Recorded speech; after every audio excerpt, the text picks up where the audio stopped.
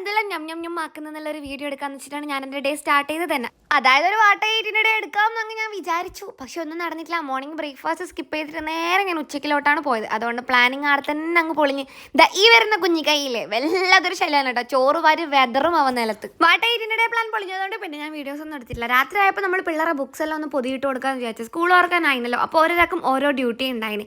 അമ്മയും നേച്ചിയും ബുക്ക് പൊതിയിടും, വില്ലച്ചിന് ഇതുപോലെ കറക്റ്റ് ആക്കിയിട്ട് കട്ട് കൊടുക്കും. ഇവൻ ഇങ്ങനെ എല്ലാവരും ശല്യമാക്കിയിട്ട് അവിടെ മൊത്തം കച്ചറയാക്കി നടക്കും. പിന്നെ എനിക്ക് ആ പൊതിയിട്ട ബുക്കിനെല്ലാം സ്റ്റാപ്ലെയർ അടിക്കലായിരുന്നു എൻ്റെ സിമ്പിൾ അല്ലേ. അധികം മെനക്കെട്ട പണിയെല്ലാം എടുത്ത് കഴിഞ്ഞാൽ ഞാൻ വേർക്കും. എനിക്ക് വേർപ്പിൻ്റെ അസുഖമുള്ളതാ. ഡ്യൂട്ടി ഇനിയുണ്ട് ഗൈസ്. ഇനി ഞാൻ സ്റ്റാപ്ലർ അടിച്ച ബുക്കിനെല്ലാം സ്റ്റിക്കർ ഒട്ടിക്കാനാണ് കാശീൻ്റെ പണി. അപ്പോൾ എല്ലാവരുടെ ഡ്യൂട്ടിയും കൃത്യമായി ചെയ്ത് വീട് അലങ്കോലം ചളം കുളമാക്കി വെച്ചിട്ടുണ്ടായി. കുറേ ബുക്സ് ഉണ്ടായിരുന്നു. എല്ലാവരും കൂടി ഒപ്പരം ചെയ്തുകൊണ്ട് അത്ര റിസ്ക് ഇല്ലാണ്ട് കാര്യം അങ്ങ് തീർന്നു. ഇനിയിപ്പോൾ ഇതെല്ലാം ആര് വൃത്തിയാക്കുന്നുള്ള കൺഫ്യൂഷനിലാണ് ഞാൻ ചേച്ചിയും സോഫയിൽ കയറിയിരിക്കുന്നത്. അമ്മ വൃത്തിയാക്കുമെന്ന് വിചാരിച്ചെങ്കിലും അമ്മ എൻ്റെ വ്ളോഗും കണ്ടിട്ട് അതിലേ അങ്ങ് പോയി.